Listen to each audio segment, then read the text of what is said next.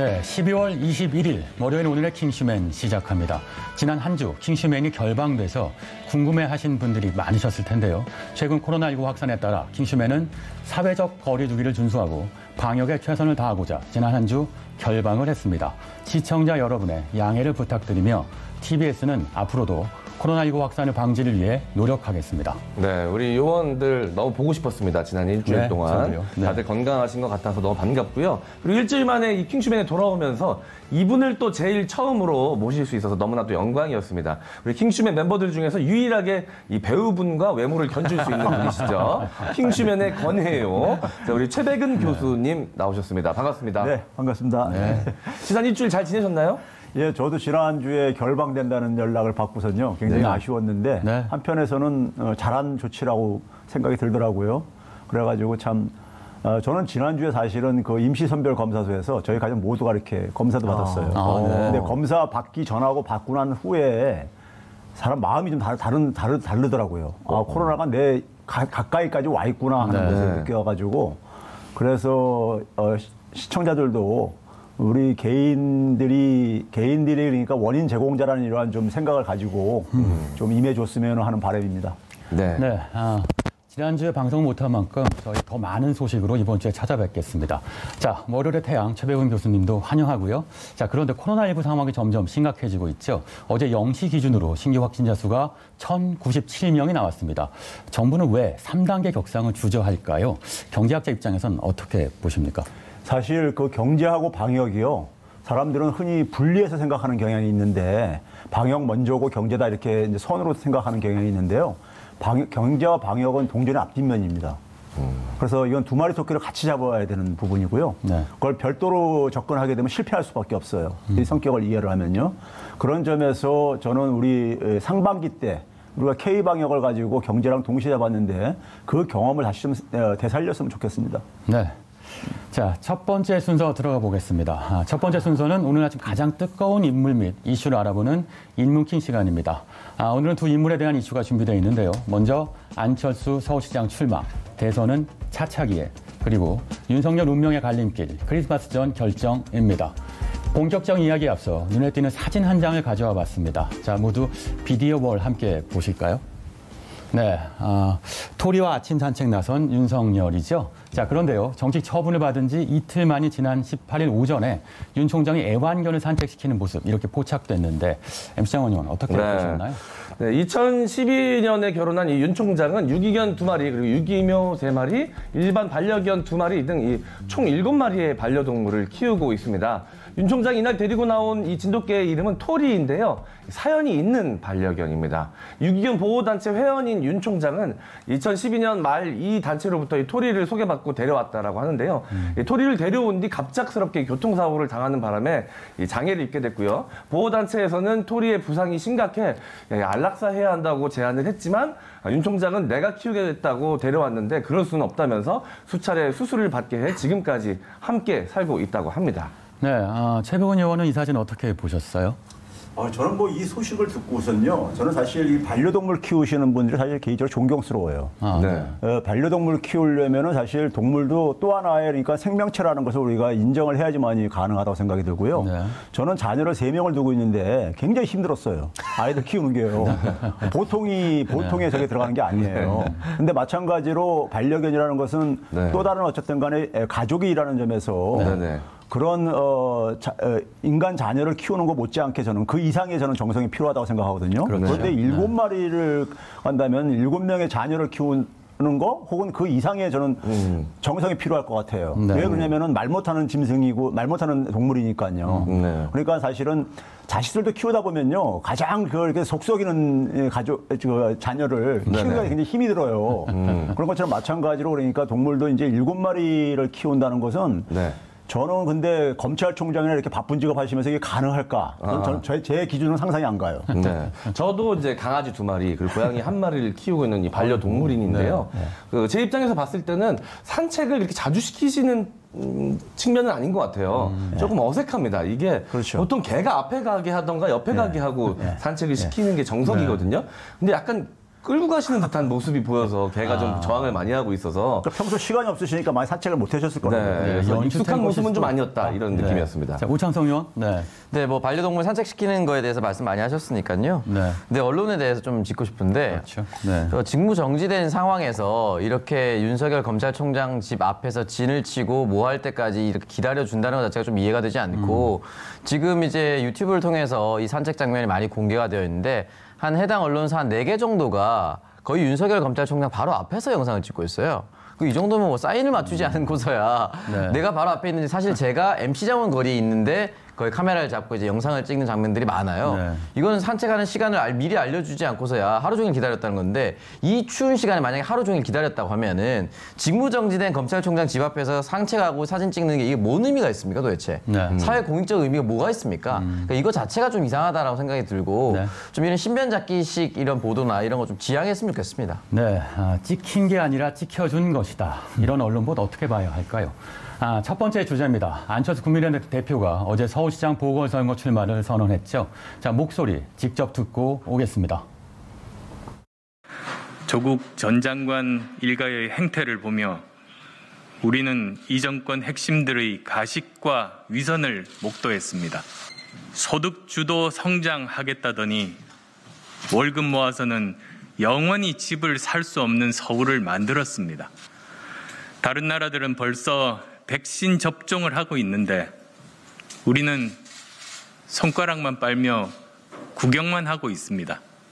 그래서 저는 오늘 결자 해지의 각오와 서울의 진정한 발전과 혁신을 다짐하며 서울시장 보궐선거 출마에 매진하기로 결심했습니다. 네, 지난 2일 국민의힘 초선 의원 모임 초청 강연 때까지만 해도 서울시장 보궐선거에는 출마 의사가 없다 이렇게 못 박았었는데요. 마음이 바뀐 이유 바로 백신 때문이라고요? 네, 일단 백신 공급이 좀 늦어지고 있다는 것을 비판했는데 제가 그 국민의힘 배현진 의원 얘기하면서도 몇 번 얘기했지만 이 정치인들 좀 메시지 관리를 좀 잘했으면 좋겠다라는 생각이 드는 것이 이 백신이 공급이 늦어진다 이렇게 비판할 수 있어요. 근데 본인이 서울시장 되면 백신 공급이 빨라질 수가 있나요? 그러니까 이게 일단 말이 안 되고요. 네. 결자 해지라고 말씀하셨는데 결자는 맺을 결자입니다. 뭘 맺은 사람이 이제 다시 본인이 풀어헤친다는 건 뭘 맺었어요 서울시에서? 네. 그러니까 이 서울시장 되신 적이 없어요. 그렇기 때문에 결자 해지라는 표현이 본인과 어울리지 않습니다. 그렇기 때문에 이 부분에 대해서는 사실은 어순이 좀 맞지 않아요. 네. 맥락상 전혀 맞지 않는 출마 선언 인물이고 그리고 백신 관련돼서 하나 좀 얘기를 해버리면 네.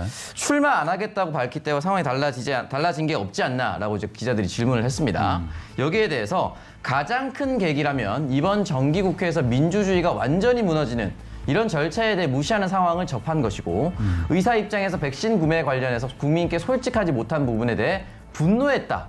라고 이야기를 남겼습니다. 근데 이 백신 구매 관련돼서 조금 설명을 좀 드릴 필요가 있다고 생각하는 것이 네. 지금 정부 같은 경우는 아스트라제네카 관련돼서 공급을 준비하고 있는데 WHO가 여름까지만 하더라도 여러 가지 회사를 둘러봤을 때 아스트라제네카를 가장 신뢰하고 가장 빠르다라고 인정을 했습니다. 네. 정부는 그 당시에 아스트라제네카와 협약을 맺었던 것이고 그 당시에 여러 회사가 있었는데 화이자, 모더나, 존슨앤존슨, 노바백스 등이 있었는데 네. 가장 압도적으로 치고 나갔습니다. 그렇기 때문에 가장 현실적인 선택을 했다라고 볼 수가 있는 것이고 이때까지 이 아스트라제네카에 대해서는 대량 생산이 가능하고 다른 회사들에 비해서 단가가 10분의 1밖에 되지 않으며 세 번째 마지막 가장 중요한 것인데 지금 영하 70도에 운반해야 된다는 거 아닙니까? 화이자, 모더나는.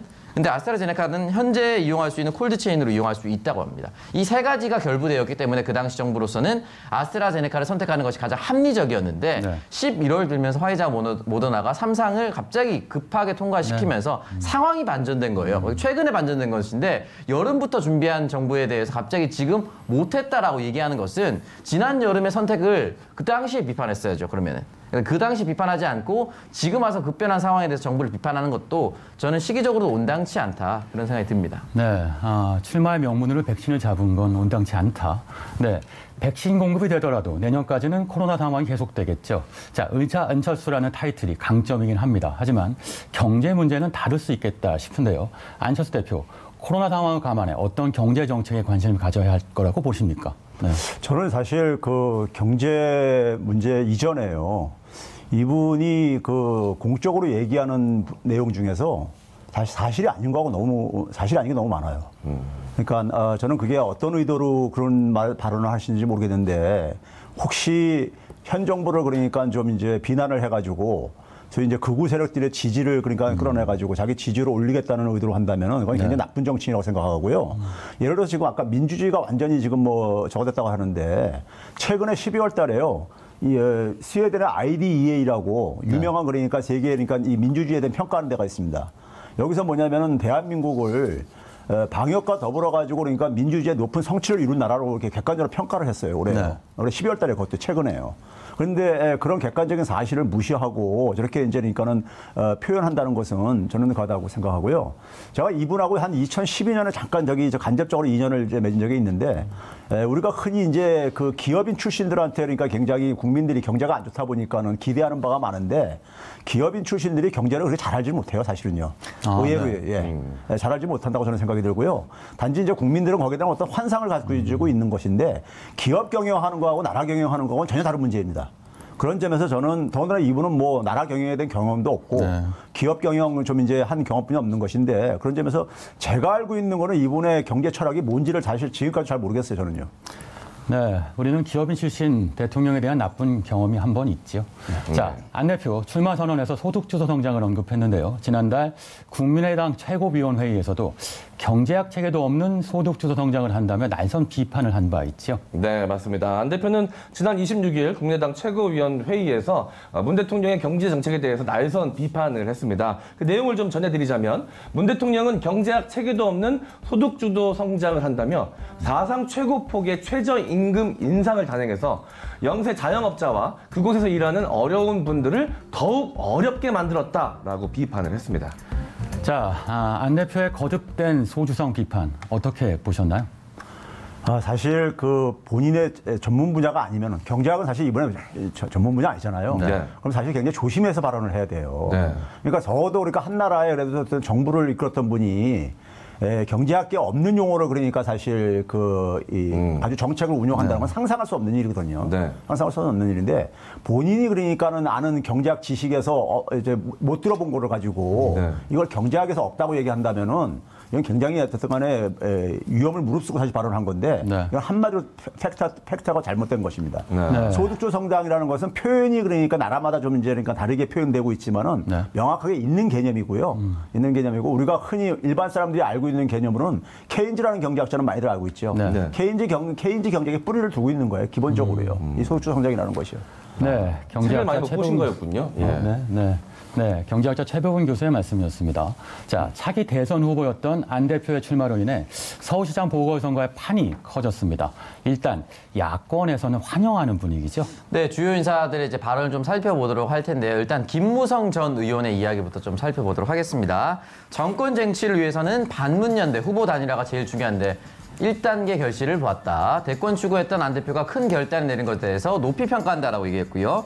원희룡 제주지사입니다. 전체 야당이 이기는 선거, 시민과 국민이 이기는 선거를 하겠다는 이야기에 강하게 공감한다라고 얘기를 했고요. 마지막으로 국민의힘의 김종인 비대위원장입니다. 서울시장 출마한다고 결심한 사람이 한둘도 아니고 우리 당에서도 출마하겠다는 사람이 5명이나 되는데 안 대표도 서울시장에 출마하겠다는 사람 중 1명이라고 생각한다라고 이야기를 남겼습니다. 조금씩 세 사람의 의견이 온도차가 조금 있죠. 그러네요. 김종인 비대위원장 같은 경우는 그냥 n분의 1이다. 라고 얘기한 거나 다름없고요. 김무성 의원 같은 경우는 사실은 이제 크게 말해서 범야권을 구축하고 싶어하는 마음이 컸습니다.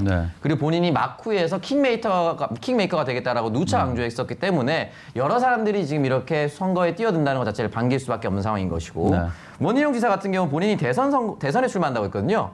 차기 강력한 대선 주자가 서울시장 선거에 출마한다고 하니까 내심 좋았을 것도 분명히 작용했다라고 생각이 듭니다. 일단은 정청래 의원 같은 경우는 존재감을 위해서 이 출마 선언은 하되 완주는 하지 못할 것이다라고 이런 이야기를 남겼는데 일단 이 추이는 조금 더 지켜볼 필요가 있을 것 같습니다. 네, 그리고 어제 안 대표는 스스로 야권 단일 후보로 나서겠다 이렇게 선언도 했습니다. 하지만 그동안 김종인 위원장은 안 대표가 야권 단일 후보가 되려면 국민의힘에 입당해 경선에 참여해야 한다 이렇게 얘기했었죠. 네, 맞습니다. 안철수 국민의당 대표 말을 남겼던 것을 다시 한번 살펴보도록 하겠습니다. 내년 4월 보궐선거 안철수가 이기는 선거가 아니라 전체 야당이 이기는 선거를 하겠다. 대한민국 서울의 시민 후보, 야권 단일 후보로 당당히 나서서 정권의 폭주를 멈추는 견인차 역할을 하겠다라고 이야기를 남겼습니다.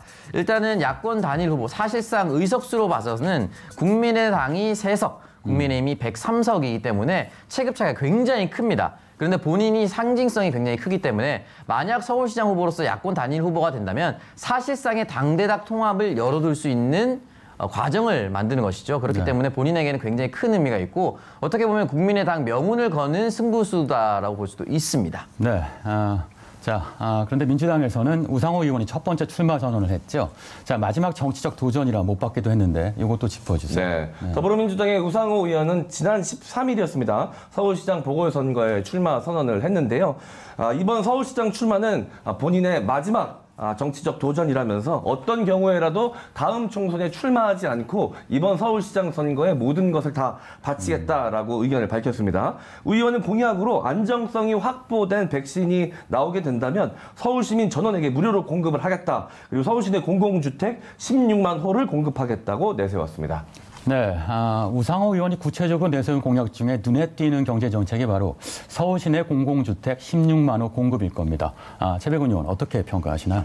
저는 다음 그러니까 우리가 서울시장 보궐선거가요 부동산 정책이 굉장히 주요한 하나의 기준이 될 수밖에 없다고 봐요. 지금 사실 문재인 정부에서 가장 아픈 부분이 부동산 정책 부분이거든요. 네. 그런 점에서 집권 여당의 서울시장 후보가 거기에 관심을 갖는 것은 굉장히 바람직한 일이라고 생각하고요.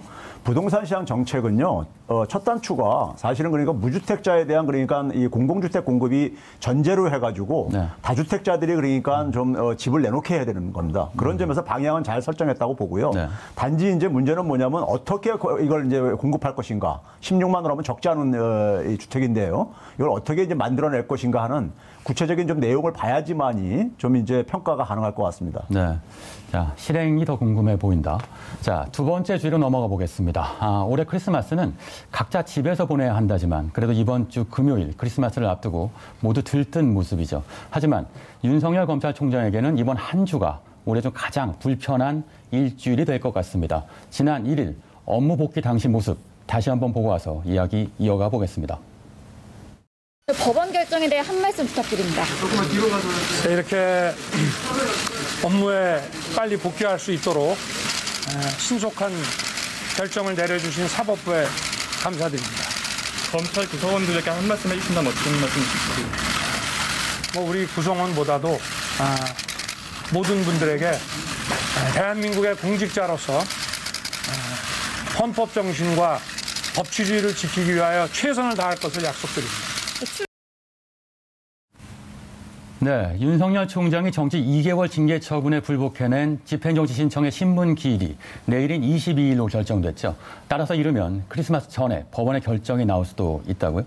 네, 맞습니다. 일단 22일이 신문 기일로 정해졌고요. 그걸 빠르면 23일과 24일 양일 중에 이제 나올 것이라고 사람들이 많은 예측을 하고 있습니다. 여기에 대해서 윤석열 총장의 특별 변호인인 이완기 변호사 같은 경우는 회복할 수 없는 손해가 있고 그래서 긴급하게 필요하다라고 이야기를 남겼습니다. 그러면서 지금 이 신문을 담당하는 판사 이름이 실검에 오르기도 했었는데 홍순욱 부장판사입니다. 정통 법관이고 법원 행정처로 빠지지 않고 꾸준히 행정 재판만 했기 때문에 재판은 굉장히 잘 할 것이다라고 이제 예측을 하고 있는데 일단은 이 홍순욱 부장판사가 남겼었던 여러 가지 판결 중에 최근에 이제 코로나 관련돼서 집회 결정이 있었습니다. 보통은 표현의 자유를 위해서라면은 인정을 했어야 되지만 이 코로나 상황이 굉장히 엄중하기 때문에 이것을 기각을 했었거든요. 그렇기 때문에 이 홍순욱 부장판사 같은 경우는 이 상황을 많이 분석을 할 것이다. 네. 법리적 검토도 하겠지만 현재 상황. 그렇다면 이 현재 상황이라는 것은 무엇이냐? 대통령까지 이 징계에 대해서 제가 의견을 남겼는데 여기에 대해서 대통령과 다른 의견을 과연 낼 수가 있을 것인가? 대통령과 다른 의견을 내는 것이 과연 공공복리 증진에 과연 어떠한 도움이 될 것인가? 이런 부분까지 판단을 해서 최종적인 입장을 내놓을 것으로 보입니다. 네, 문 대통령제가 하루 만에 소송을 한 것을 두고도 말이 많았는데요. 대통령에 대한 항명 아니냐 여권의 비판도 있었습니다. 네, 더불어민주당 내 주요 의견 그룹이죠. 경제민주화와 평화통일을 위한 국민연대는 18일 오전 국회에서 윤석열 검찰총장의 사퇴를 촉구하는 기자회견을 열었습니다. 이 민평련은 윤 총장의 징계 불복 소송을 항명으로 규정을 하고요. 일선의 공무원이라면 이 징계에 대한 소명 절차를 진행할 수 있겠지만 이 대한민국 최고의 권력기관 지휘관인 검찰총장이 임명권자인 대통령의 재가까지 떨어진 이 징계에 대해서 불복을 하고 소송을 하는 것은 매우 부적절한 행동이다라고 강력하게 비판을 했습니다. 네, 문 대통령의 최측근인 김경수 경남도지사가 한 라디오에서 윤 총장의 거취에 대한 개인적 입장을 밝혀 주목받고 있습니다. 관련 목소리 직접 들어보시죠. 개인적으로는 두 분이 대통령의 국정 운영에 부담을 주고 있는 것 아니냐라는 우려가 좀 있습니다. 그러니까 사건의 빌미를 제공하거나 단초를 제공했던 분도 계시는 거고, 그게 이제 뭐 오해거나 잘못됐다고 주장을 하고 계시지만, 그거 처리하는 과정에서 아무래도 약간은 좀 미숙함도 보인 거 아닙니까? 절차상에. 그 과정에서 이제 이런 결과가 나온 건데, 저는 어쨌든 두 분이 갈등을 일으키면서 대통령님께 부담을 드린 건데, 그러면 그 부분에 대해서는 서로가 책임지는 모습을 보이는 게 맞지 않냐, 개인적으로는 그렇게 생각합니다. 네, 서로 책임지는 모습을 보여야 한다. 즉 추 장관 사표는 수리하고 윤 총장도 스스로 물러나는 게 도리다. 이렇게 해석됩니다. 최백운 의원 어떻게 보시나요? 저는 뭐 김경수 지사가 정치인이기 때문에 저렇게 발언을 했다고 생각하고요. 저같이 그러니까 국민 한 사람을 볼 때는요. 사실은 윤석열 총장이 먼저 사퇴를 하는 것이 맞다고 봐요. 윤 총장이 항상 하는 얘기가 헌법 정신, 법치주의를 강조하는데 네. 사실 검찰총장이라고 한다면은 법을 현장에서 집행하는 어떤 최고 책임자거든요. 그럼 본인이 어쨌든 본인과 본인 가족이 어떤 하나의 지금 법을 위반한 것에 대해서 의혹을 지금 받고 있는 이런 상황 자체가 저는 이치에 있으면 안 되는 입장이라고 생각하고요. 네.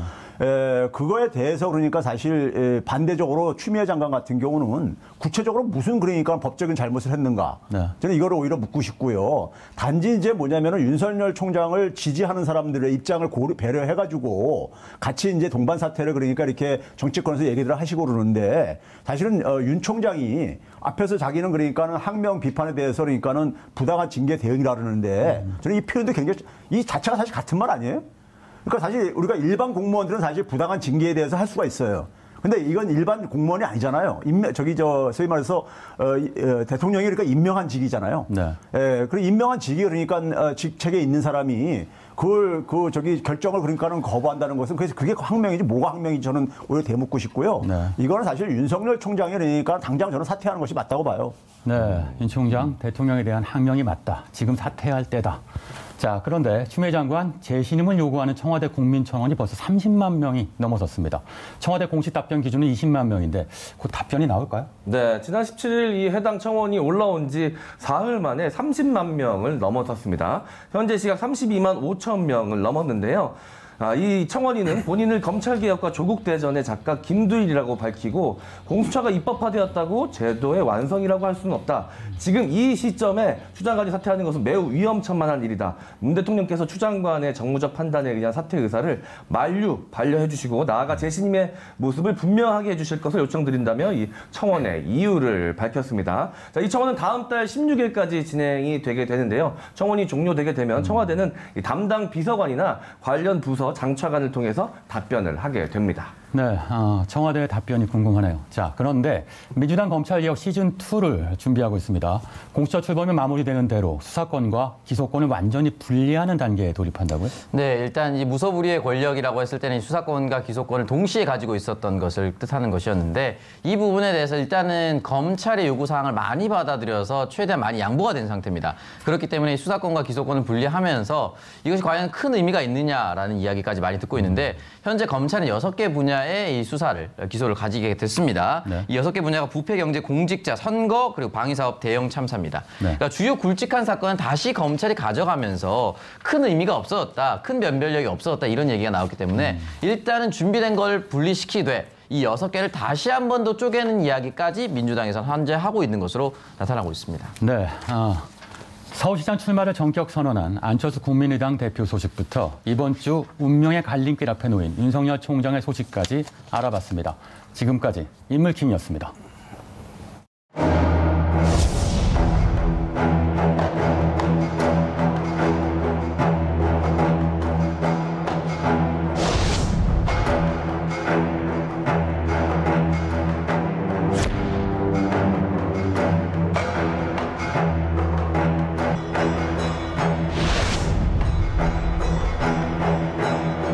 내년 우리 경제 경제도 대내외 여건과 실물 흐름, 정책 효과 등을 종합적으로 감안하여 3.2%로 개선될 것으로 전망하였습니다.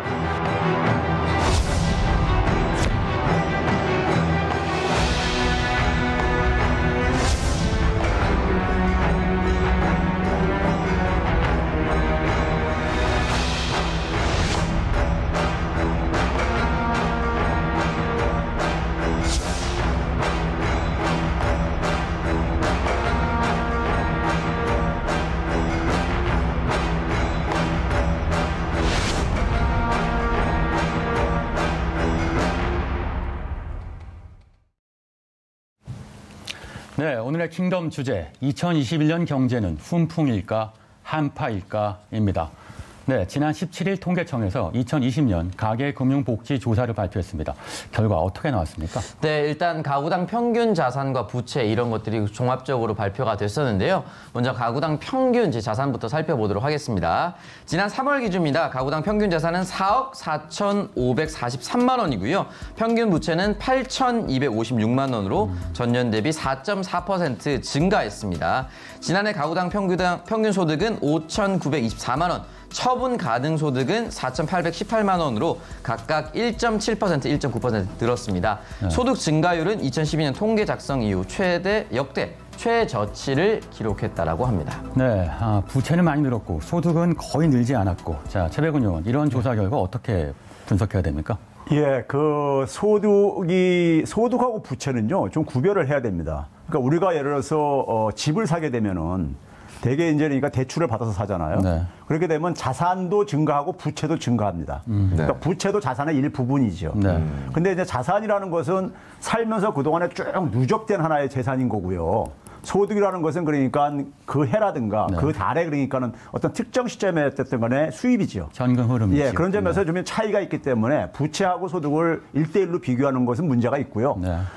단지 이제 그러니까 우리가 보게 되면은 소득의 증가율이 과거에 비해서 많이 떨어진 건 사실입니다. 네. 그럼에도 불구하고 다행스러운 것은 이번에 가계금융복지조사가 좀 나타나는 다행스러운 건 뭐냐면요. 네. 소득 분배가 크게 개선됐어요. 예, 네. 그러니까 이제 그 가계 전체 평균은 1.2%가 소득이 증가했는데 네. 하위 계층이 그러니까 4.6%가 올라갔고요. 거의 그러니까 한 4배 가까울 정도로요. 중간층이 2.1%, 그다음에 상위 계층이 1.1%뿐이 안 올랐어요. 네. 그런 점에서 굉장히 소득 분배 개선됐고, 특히 이제 경제적인 취약 계층이라고 할 수 있는 뭐 임시 일용직 같은 경우가 한 3.9% 올랐고요. 그리고 이제 한부모 가구 같은 경우는 11.3%나 올랐습니다. 네. 그런 점에서 어려운 사람들이 상대적으로 그래도 많이 혜택을 받다는 점에서 좀 이제 다행스러운 점이 있는 것이고, 그런 점에서 문재인 정부의 소득주 성장 정책의 일정한 성과는 네. 확인되어진다고 이렇게 평가할 수 있을 것 같고요. 네. 단지 이제 그러니까 일부 신문들에서 그러니까 부채가 굉장히 빠른 속도로 증가하고 있다고 얘기를 하는데 그건 사실입니다. 사실인데 네. 사실인데 문제는 뭐냐면 지난해 1년 동안에 그러니까 그렇게 속도가 문재인 정부 3년 동안의 평균에 비해서는 오히려 낮아요. 거기다가 뭐냐, 박근혜 정부 마지막 1년에 비해서 훨씬 낮습니다. 네. 그러니까 박근혜 정부 마지막 1년 때 부동산에 광풍이 불었었거든요. 당시에요. 그런 점에서 그때보다는 그러니까 부채 증가율이 훨씬 낮다는 점을 상대적으로 좀 비교할 필요가 있습니다. 네. 소득 분배 개선 효과에 주목해야 한다. 경제가 뜨겁지는 않지만 전체적으로 따뜻해졌다는 말씀 같습니다. 자, 연령대 유형별 부채 보유액도 발표됐는데요. 이건 MC 장원 의원이 정리해 주시죠. 네, 도표를 보시면서 함께 설명을 좀 드려보도록 하겠습니다.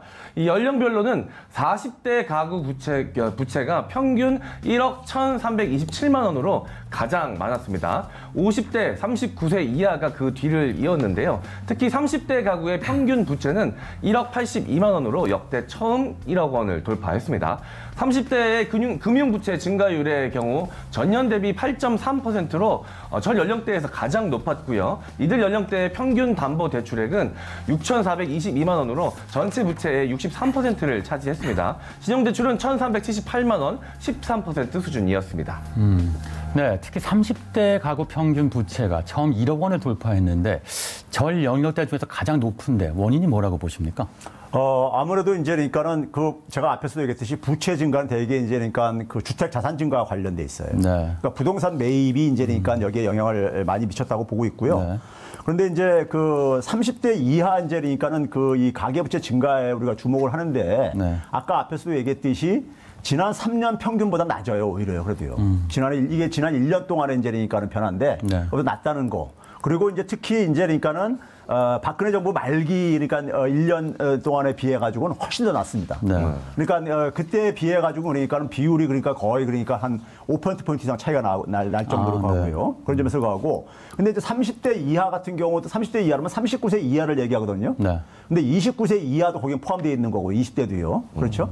근데 29세 이하 같은 경우는 상대적으로 그렇게 높지가 또 않습니다.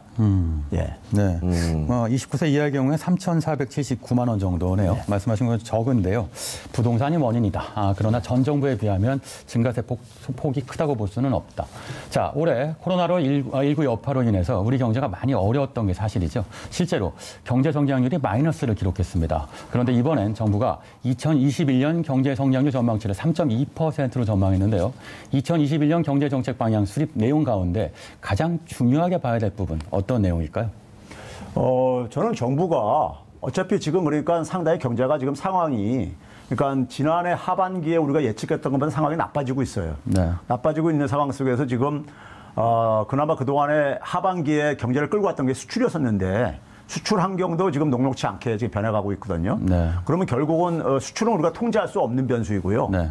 해외 경기가 낮아야 되는 거지. 해외 이제 이 방역 상황이 낮아야 되는 거니까요. 그러면 결국은 내수가 남는 부분인데 내수에 대한 그 대책이 저는 좀 많이 미흡하다고 봐요. 그러니까 대책을 내놓은 걸 보게 되면은 과거 관성적으로 내놓은 대책 이상을 넘어서는 대책이 별로 안 보여요. 눈에 안 띕니다. 그리고 이제 문재인 정부의 경제 정책의 상징적인 게 소득주 성장 정책인데 네. 이게 이제 그러니까 소위 말해서 저소득층에 대해서 소득을 지원해 주는 부분이 하나가 있고 그다음에 뭐냐면 산업 재편을 해야 되는 부분이 있습니다. 소위 혁신 성장이라고 얘기하는 부분이요. 네. 근데 이 부분이 아직 성과를 못 만들어내고 있어요.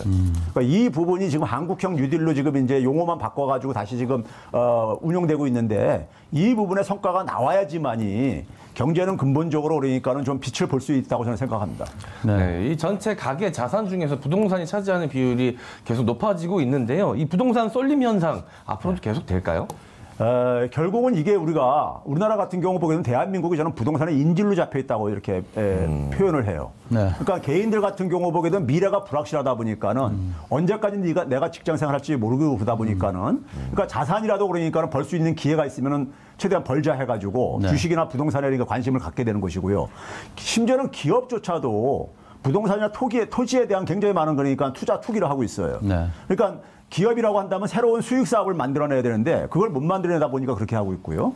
그런 상황에서 정부도 마찬가지로 건설 경기에 굉장히 많이 그러니까는 경제 성장률을 성과를 만들어내서 의존을 하고 있는 상황입니다. 네. 그러니까 결국 이건 뭐냐면 우리 대한민국 경제의 미래가 좀 이게 구체적으로 안 보이다 보니까는 네. 모두가 그러니까 미래가 불확실하다 보니까는 자산에 그러니까는 겨우 이렇게 올인을 하는 자산 투기에 올인을 하는 이런 이제 예곡된 현상이 발생되는 건데 결국 이걸 정상화시키려면요.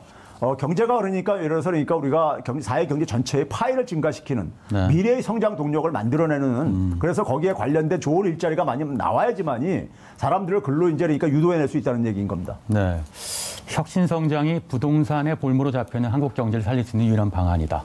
자, 성장세 회복에 있어서 소비의 중요성도 강조했는데요. 정부에서 계획한 소비 활성화 방안 어떻습니까?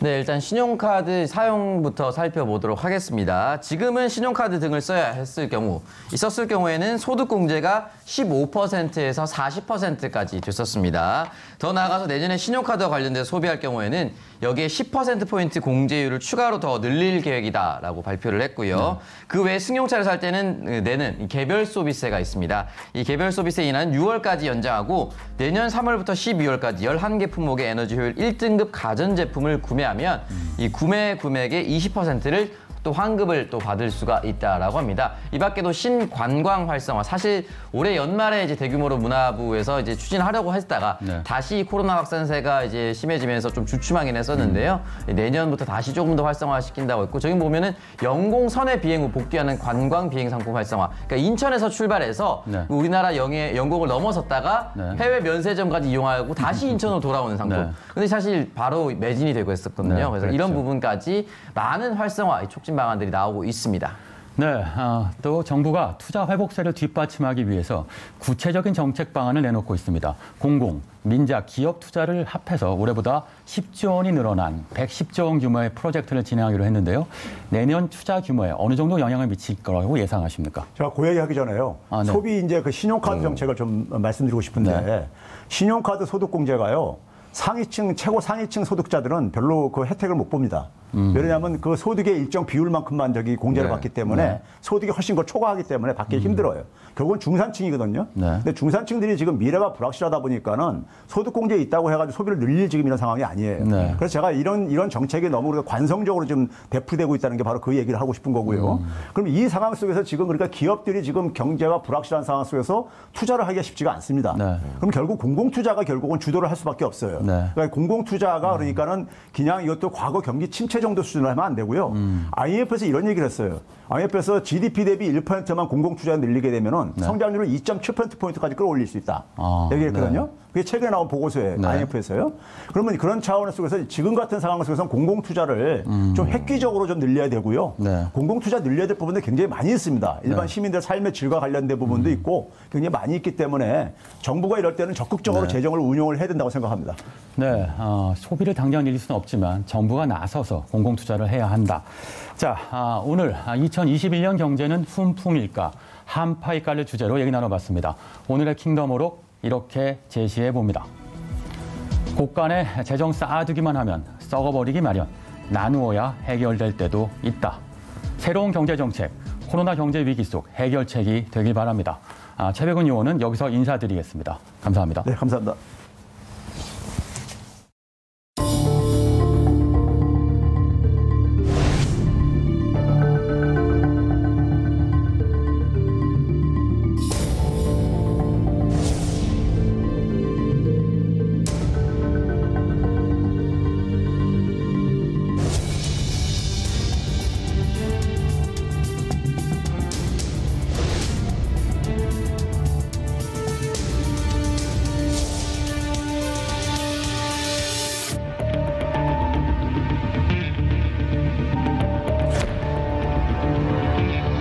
요즘에는 이라는 사람이 있습니다.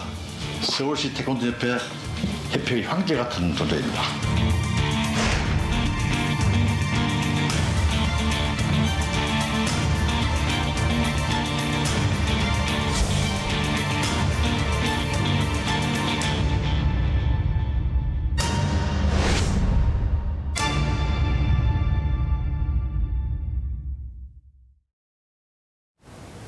네, 이번 순서는 킹슈맨과 TBS 보도본부의 콜라보로 이루어진 야심찬 시간입니다. 심층 취재, 킹스 리포터. 자, 오늘의 주제는 승부 조작, 회계 조작, 태권도의 배신인데요. 자, 구윤진 요원 나와주셨습니다. 네, 안녕하세요. 안녕하세요. 네, 자기소개 부탁드립니다. 네, 저는 보도본부 특별취재팀에서 태권도 비리를 파헤치고 있는 태권 구윤진입니다. 오늘 요원으로 초대해 주셔서 감사드립니다. 네, 안녕하세요. 반갑습니다. 태권도와 관련된 취재를 1년 넘게 했다고 들었습니다. 이번 취재를 시작하게 된 이유가 있나요? 제가 태권도 관련 취재를 시작한 지 한 1년 6개월 정도 돼가는데요. 네. 지난해 초에 이제 제보를 받았는데 그 제보 내용이 좀 충격적이었습니다. 네. 보통 태권도라고 하면은 이제 우리나라의 전통 무예이기도 하고 또 올림픽 정식 종목으로도 올라갔잖아요. 많은 분들이 어렸을 적에 한 번쯤은 태권도 이제 접해보시기 쉬운 스포츠인데 네. 여전히 연줄이나 뭐 인맥에 의해서 승부가 뒤바뀌기도 하고요. 또 돈이 부정적으로 쓰이는 그런 좀 사태가 좀 안타깝게 느껴지더라고요. 아마 저도 어렸을 때 태권도를 배웠기 때문에 좀 더 관심이 가지 않았나 이런 생각이 듭니다. 그런 게 태권도 정신이 아닐 텐데요. 네. 네, 맞습니다. 어렸을 때 태권도를 배우셨다고 하니까 좀 궁금해지는데 혹시 유단자십니까? 제가 그러니까 유단자 그러니까 단이 있는 사람은 아니고요. 그 네네. 단증으로 넘어가기 전인 품증만 땄어요. 실력이 부족해서. 품증이 어딥니까? 우리 킹슈맨 요원 원래 3명들은 혹시 띠가 있습니까? 저 있죠. 무슨 띠가? 노란 띠입니다. 노란 띠인가요? 그렇군요. 반갑습니다. 저 12간지 중에 양띠입니다. 네, 저는 토끼띠예요. 네, 토끼띠시고요. 예. 그 중에 가장 뛰어난 태권도 실력 갖고 계십니다. 그래서 아마 취재하시는 데 도움이 좀 많이 되셨을 것 같습니다. 기대가 됩니다. 네네. 네. 말씀하세요. 네.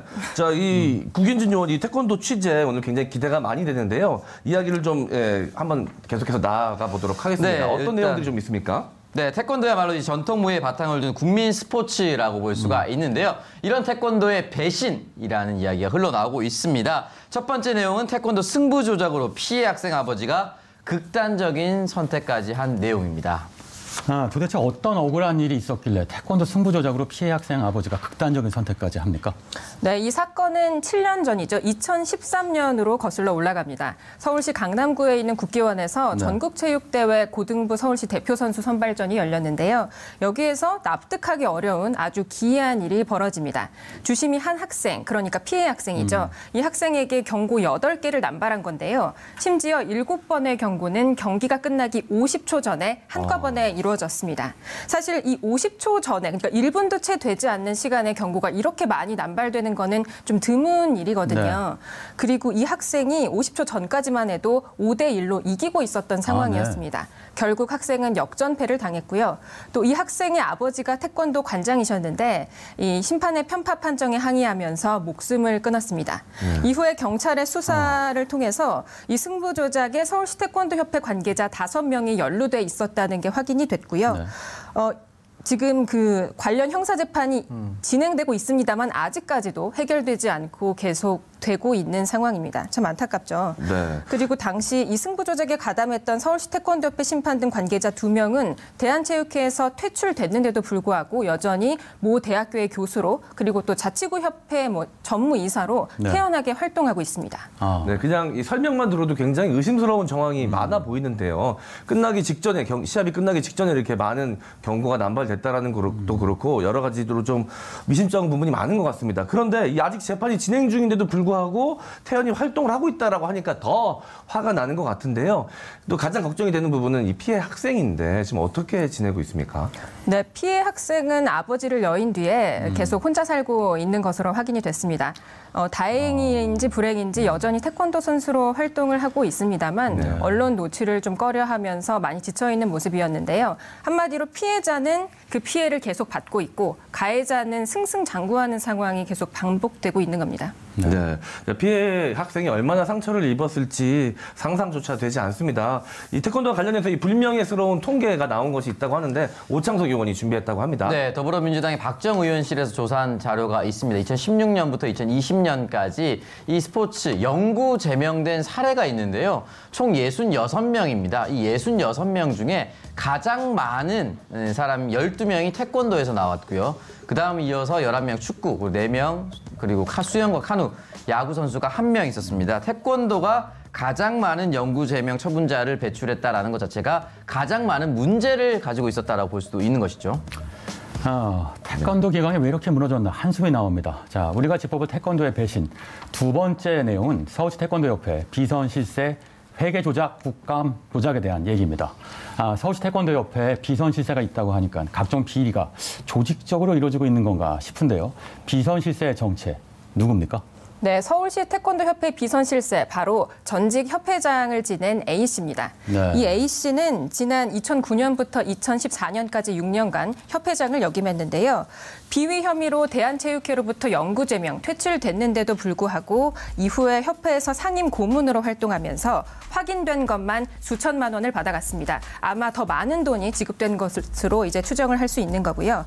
또 이 A씨는 고문단 회의를 연다면서 자신의 아내가 운영하는 협회에서 한 92몇 킬로미터, 거의 100킬로미터가 멀리 떨어져 있는 식당인데요. 거기까지 가서 법인 카드를 펑펑 남발하면서 사용하기도 했습니다.